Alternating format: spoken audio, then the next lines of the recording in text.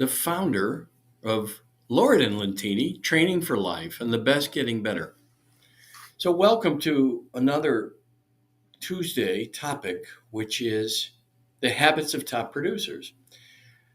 It's interesting that in working with people over the years, since, 1975, it'll be 50 years next year.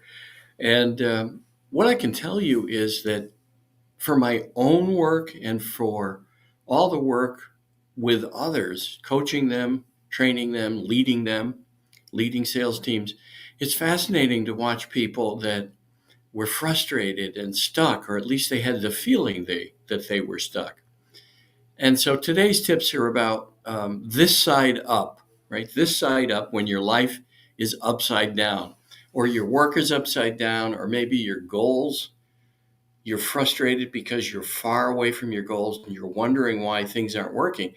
There's some basic things that most people miss that are in plain sight, which happens to be the name of my next book. It's complete, and I'm just waiting, submitting it to publishers and agents. And I have a number of books on Amazon, but I have some friends that have accused me of being lazy and just putting them on Amazon instead of submitting to publishers, because they what they said was I might be afraid of rejection.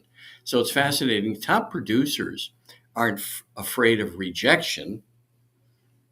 Some will, some won't. So what next? Here's the thing about rejection, right? The Chicken Soup for the Soul authors, Jack Canfield is one of them. He talks about being rejected 150 times, and then it became a classic, all-time bestseller.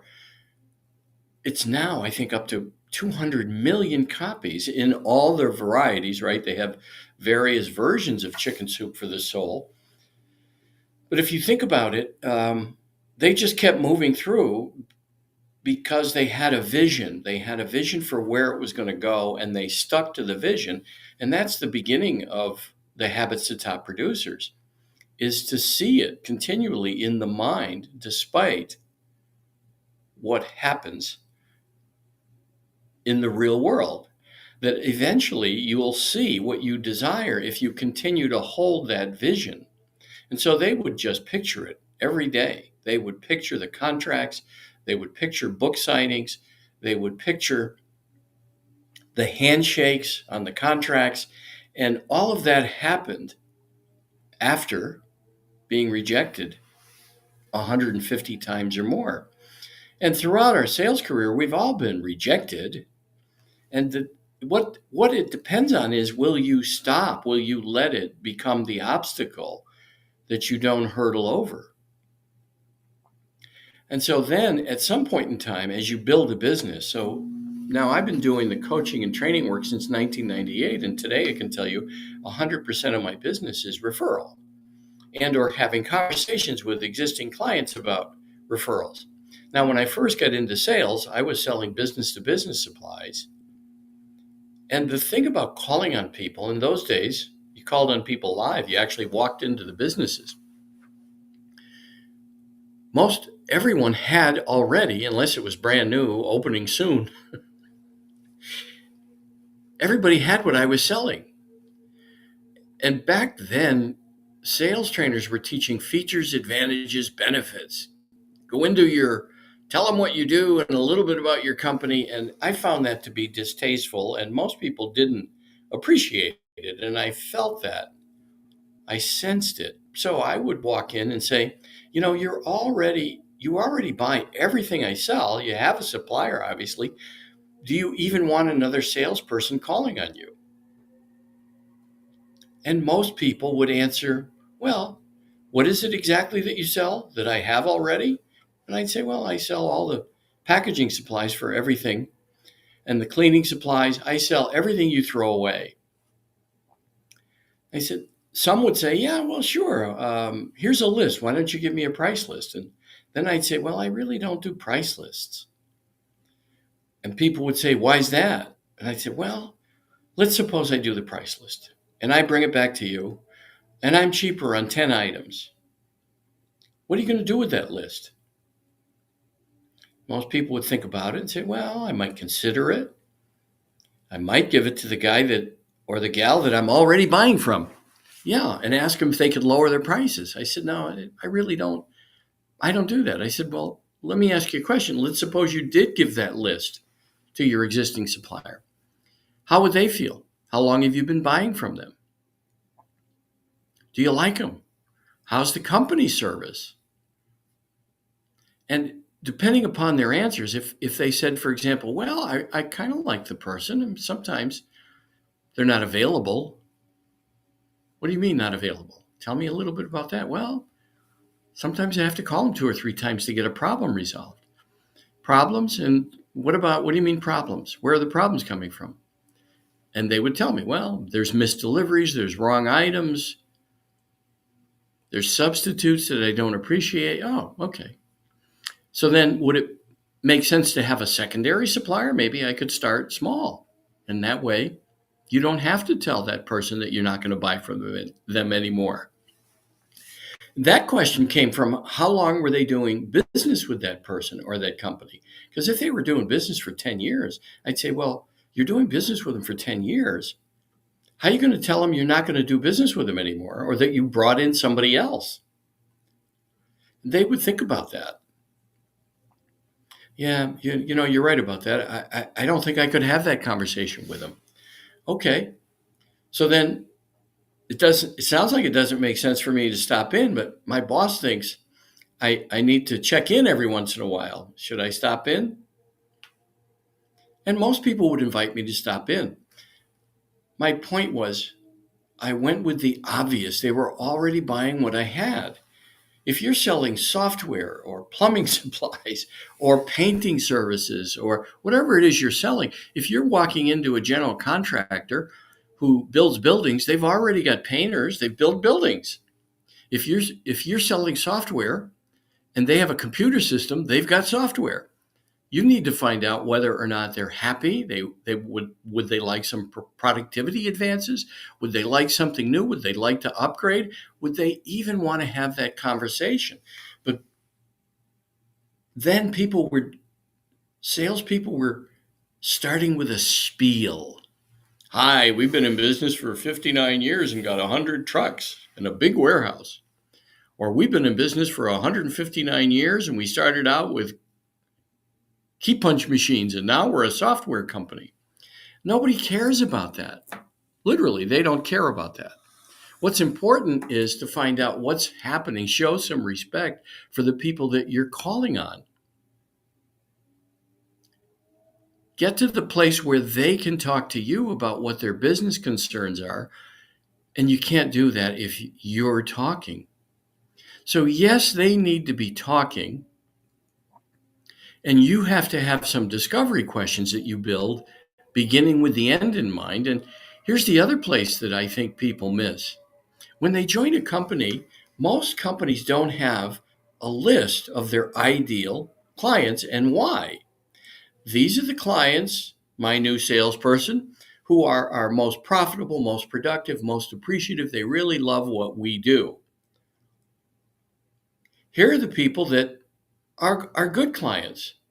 They like us. We've got some challenges with them, and they're our good clients. And then here's the list of the people that are not our best clients. And so here's what we'd like you to do with that list. From the list of good clients, here's a whole list of potential future clients or targets or prospects. I like future clients. Here's a list of future clients, potential future clients that we'd like you to find out more about. Do they model our really exceptional clients? Because we would like to have conversations with them and share stories about how we've helped our exceptional clients.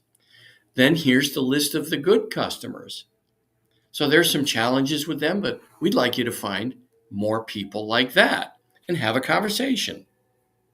And here's the list of clients we'd like you to avoid based upon our experience. And as you build your questions, if they give you answers that model some of the behaviors of these clients that we would not like any more of, that we would not like you to say yes to,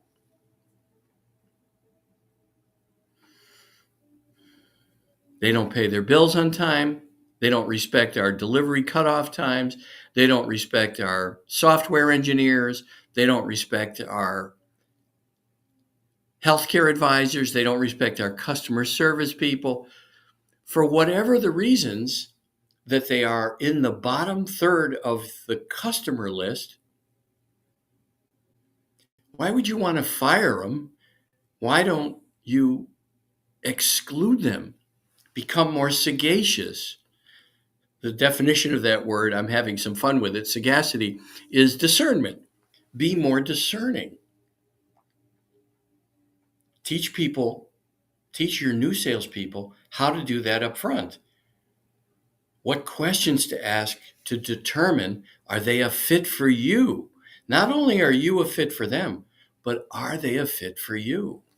And a lot of salespeople, they're given a brochure and told, go out there and get them, get everybody, talk to everybody. And it's a waste of time.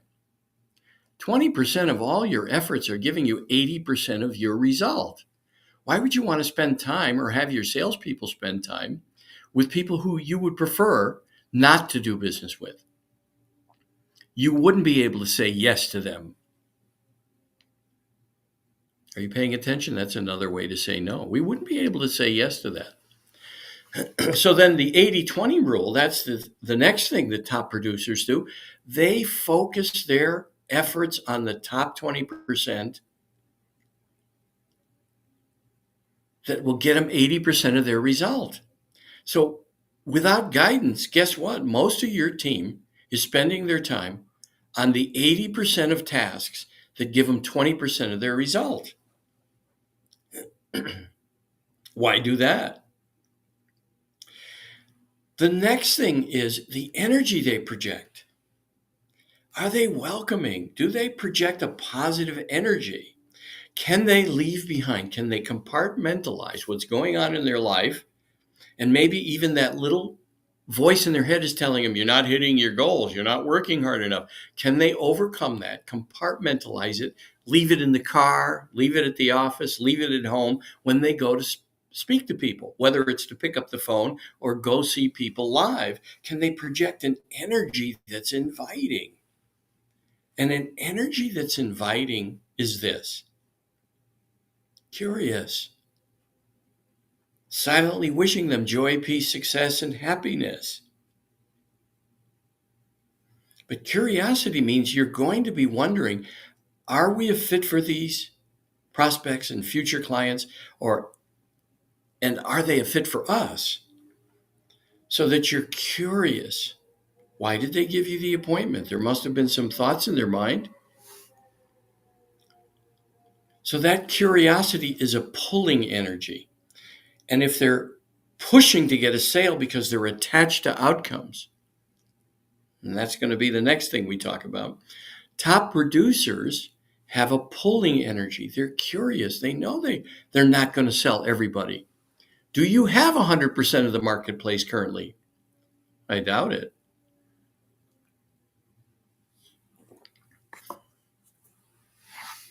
So then why would you be hit or miss all over the place, scattering your energy, wasting time on people that aren't going to be a fit anyway? I don't know. Some companies do. They don't teach their people. First of all, they don't give them permission to be discerning. Then they don't teach the 80-20 rule. And then they never talk about the energy they're projecting. If somebody's going through a frustrating time and they present that energy to future clients, people pick up on it. Did you ever walk into a room and you thought, wow, I could cut the tension here with a knife? All that is energy that you're sensing. Did you ever walk in on a conversation and people stop talking when you get there? What's the energy you feel then? So the next thing is the reason some people have an energy that's not attractive, it's not pulling, it's pushing. They're attached to their outcomes. They're attached to their goals. They don't know how to detach from an outcome. They get an appointment and they think right away, got one, boss. And they get there pushing what they're selling instead of thanking them for, hey, thanks for the time. It's important. We would never add a new customer if we don't get appointments. So thank you for the appointment. And then tell me a little bit why you wanted us to come in and talk about what we're offering. Now, the next thing is to learn who you're in front of by the energy they project. Some people don't want the story. First of all, they don't want to spiel, but secondly, they display energy like this. That was a yes or no question. That means they're a demanding type, a D in the disc. They like short answers, yes or no. They want you to be so present you're paying attention to their questions. If it's a yes or no question, you say yes or no right away. Give them the answer. Then ask them, instead of giving the details, would you like to hear more about that? We wouldn't be able to say yes to that. Would you like to hear more about that? They want more details only if they want more details, and they'll tell you. Yeah, sure. Tell me more about that. Then there's the people that are very enthusiastic. They're waving their hands. They've got a lot of energy. They appreciate some of the story. They like the details. Then there's the relationship type people. If you're not careful, you'll spend the whole allotted time for the appointment talking about stuff that doesn't matter eventually, right? Talking about things early on, like their family, how they got their job, how they got the career, how they got their current position. But at some point, there are people who will never get back to business because they're social beings. They love the relationship. And if you picture a circle, the disc, there's a D on the left-hand side, and I, the relationship people. The D are the demanding, the directs. The I are the relationship people. They're infused with enthusiasm. Then there's the S. They're relationship people. They love the relationship. And then there's the D, I, S, and C. If you can determine if people are on the left side, a D or a C, or an I or an S on the right side, you'll have a better chance of connecting. And you do that by paying attention, being grounded, being authentic, and detaching from outcomes. Now you communicate, if you're authentic and grounded and not attached to an outcome. You're not thinking about your commission and spending dollars that haven't yet hit your company's bank, let alone your bank. You communicate in a style that works for them. The C people on the left side, the D and the C people, they hate sales pitches. And they hate a lot of questions, unless it's their questions. They're very skeptical. They're tire kickers. If you've ever been in a meeting with someone that you could barely get talking and you felt the pressure, you felt like you had to fill the silence gap with your words, they're C's. Here's what you do with a C. Hey, thank you for the appointment. I'm sure you did a lot of background check and a lot of work on what we're offering, and you must have some questions. So why don't we start with what your questions are? That's how skeptical they are. Those are the ones that you give the power of questions to. So it's the exception to the rule that you hear in all kinds of sales training books and programs. Get them talking 70 to 80% of the time. Yeah, that's important for 50%. The I's and the S's. The D's, you want to get them talking maybe 40 to 50% of the time. So they're going to listen to your questions, but there has to be some back and forth there. And you need to be present and grounded enough to watch their body language, listen to their tone, because you'll know when you've upset them. You'll know. And you can say, well, it sounds like maybe I've said something that bothers you a little bit. I just noticed that you seem concerned. The C, again, on the left side, the D and the C, but the C's, They need to be getting you talking. You have to allow them to ask you questions. Then you can ask them questions back like, okay, so I get that question. Here's the way we think about that, but tell me more. Why is that? Why was that question? What was important about that question just now to you? You need to dig a little bit, and that's curiosity. And again, what you're doing is finding the fit. That's your goal. Find the fit. Top producers are also students of the game. They're always willing to go to a seminar. Now, those are some of my least favorite recommendations because most seminar training, there's very little left after 2 weeks in one's mind. I suggest coaching with training, which is what we do at Southwestern Consulting, who I have joined my business with. Lord Lentini is also a part of Southwestern Consulting. And I did that because I'm going to be 72 this year, and I'm thinking about who can my clients transition to, people that I've worked with since 1998, which, by the way, some I still have since 1998. So I want to make sure they have an option for the time that I'm no longer here for whatever reason, if you get my meaning. But also I found value in the way Southwestern approaches their business because they're part of Southwestern Advantage, who's been recruiting salespeople, building sales teams every summer, college students, for over 100 years. They hire and train college students during their semester breaks to sell educational materials, door to door, knocking on doors. It's an amazing process that eventually led them to, hey, we build and recruit and build and train sales teams every year. So why don't we translate that to a training system for other companies? And that's how Southwestern Consulting was born. So we do trainings. Yes, we do trainings. We recommend reinforcement trainings, and we highly recommend coaching, individualized coaching with training for your sales teams. So we do both, but reinforcement is the key to training because it helps people build new skills. It puts new tools in their toolbox. But student of the game is someone that's always learning and willing to have a coach, is coachable. Because our coaches challenge people. They make commitments in between their meetings. They meet twice a month. And they commit to things in between, whether it's learning something, reading something, or doing something. They commit to making that extra call, asking for more referrals. They commit to a number, maybe. It's up to the coach and the client. But once that commitment's made, the coach holds them to it. There's an accountability aspect to coaching and training.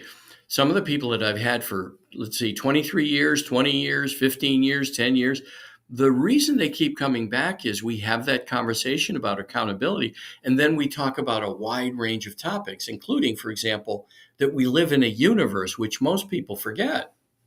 We live in a miracle floating on a little ball in the midst of a vacuum, right? Something we don't understand. As much as modern physicists think we're getting closer to what this is all about. Yeah, just read about the James Webb Telescope and the Hubble, and the average person knows we are as far off today as the Incas and the Aztecs were when they were sacrificing princesses and babies to satisfy the gods. So we need to have a vision that is limitless, that matches what we live in, which is an infinite universe. To have a picture of it, to have vision boards, yes, affirmations are important, but I also suggest building a process called the NeuroGym. Go to the gym in your mind with practices that develop positive neural pathways. Neural researchers have discovered this, that negative thinkers, people who are predominantly negative thinkers, can develop new neural pathways where positive experiences are stored. They've proven it with MRIs. Shirzad Chamine, who wrote the book Positive Intelligence, has a program called the PQ program, which I'm also certified. And I add that work to my clients' work to help them build a natural default to the positive instead of the negative. And we all spend some time in the negative, by the way, and depending on circumstances, because most of us live from the outside in. That's the last key to top producers. They live from the inside out. They learn to build an energy that projects an enthusiasm, awe, and wonder for every moment, being grateful. They practice gratitude. They look around and appreciate things in the moment that project an energy to others that they're grateful and they're present. They're in the now, as Ram Dass used to say, or Eckhart Tolle,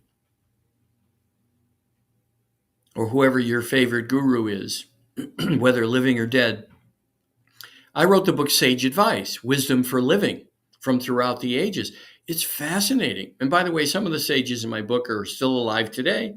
Some are no longer with us, but I can tell you there's fascinating wisdom from thousands of years ago, right up until modern times in the book, that are quotes from people that talk about being students of the game, being authentic and grounded and being in the now. And for most of us, we still haven't learned anything from thousands of years ago, especially if you think of what our leaders are doing today. Our society is about division, dividing people. Doesn't matter what side you're on. It's Monday morning quarterbacking, making others wrong so that we can be right. And we've lost the ability to have a dialogue. A dialogue is a jointly created reality. A monologue is the story you tell yourself. That's a monologue. You're in your head with it. And so that's the other thing is the last thing top producers have is they're open-minded. They're not small-minded thinkers. They're limitless thinkers. They're open to many possibilities. Whether it's a conflict and maybe a heated conversation, they don't get enrolled with defending and arguing and trying to change other people's minds and get them on their side. They're open-minded. They're limitless thinkers.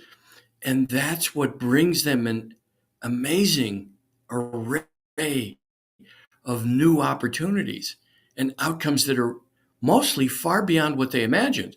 My clients that have been with me for years have earned incomes and changed lives of others and changed their own lives beyond where they ever imagined going back 23, 20, 15 years ago. They reached heights they had not imagined, but the key thing is they decided to be happy from the inside out. Nothing from the outside will validate us because it's a question. I'll be satisfied when this happens, when I make this amount of money, when I get this title, when I do that, when I do this. It's a question. I'll be satisfied when? When will you be satisfied? You won't be until you make the decision to be satisfied. And by the way, it's a journey, not a destination. You don't get to the place where you're 100% satisfied every minute of every day, joyful, awe, exuberant. It's a journey. You practice it every day. And over time, you become someone that loves the journey and catches yourself when you're stuck in the when. I'll be happy when. Oh, wait a minute. I'm happy. Let me think about what I'm grateful for. All the blessings I have. My family, my friends, my work. And the last and final thought I'll leave you with is they learn to be happy no matter what because they don't judge the moment. They remember things like Christ said everything works together for good. Or Muhammad said what reaches you was never meant to miss you, and what misses you was never meant to reach you. So they learn to look at life as a friend. They leave behind small-minded thinking and expand into the limitless thinking. What's possible here? What's the gift in this? Life is my friend. What is it urging me to do in a new way that would make me somewhat uncomfortable? What is the gift in this? When you shift your perspective to looking at life as a friend, you'll see what most people miss in plain sight. And when you learn to see what most people miss, you'll embrace life as it is, life as a friend. But don't take my word for it. Never follow anyone or anything blindly. Have an open mind. Make your life an experiment. Prove it to yourself. Test what I'm telling you. And then get back to me. Let me know. Maybe I'll include you in one of my upcoming books. Steve Lentini is my name. Steve at Steve Lentini, and I'll spell it. Steve at Steve, L as in Linda, E-N as in Nancy, T as in Tom, INI.com. Email me. I'm glad to help. Call me. When you email me, you'll get my contact information. Enjoy. Have a great week. Thank you very much.